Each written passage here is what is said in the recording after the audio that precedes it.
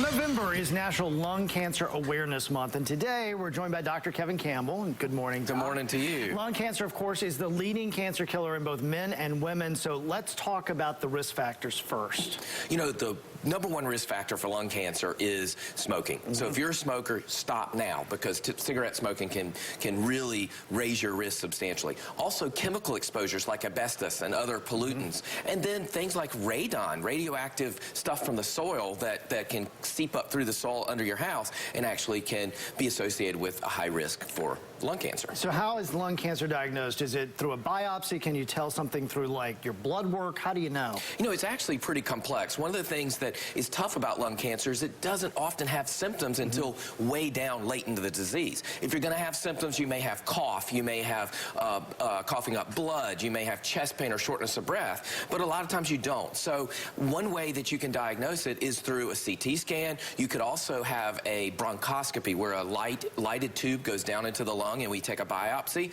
and sometimes the surgeon actually has to take a piece of lung tissue from the outside and go in through an incision and do a biopsy there. Now, my dad is a lung cancer survivor, and I'm going to talk about symptoms for a second. No symptoms until he started having back pain that moved all over the place, and he had some extreme weight loss. So what are the other symptoms that you can look for? You know, like we were saying, a lot of times you don't have a lot of symptoms until very far into the disease. Yeah, he was stage 3. Right. With your father, the reason he was probably having back pain is because it had spread to his bones and had bone cancer at that point in time, because it can spread widely. Other symptoms could have a cough that contains blood. You could get real short of breath, chest pain. You could actually also see people have no energy, fatigue, and weight loss, like you said. So you've really kind of got to put together what's your risk versus family history, which is another huge risk factor, versus what's going on with you to decide if you need a CT scan or see a doctor. And just never be afraid to see a doctor, too. Exactly. All right, so let's talk about how we can treat it, because he was stage 3 and he's doing very well now, 3 years in remission.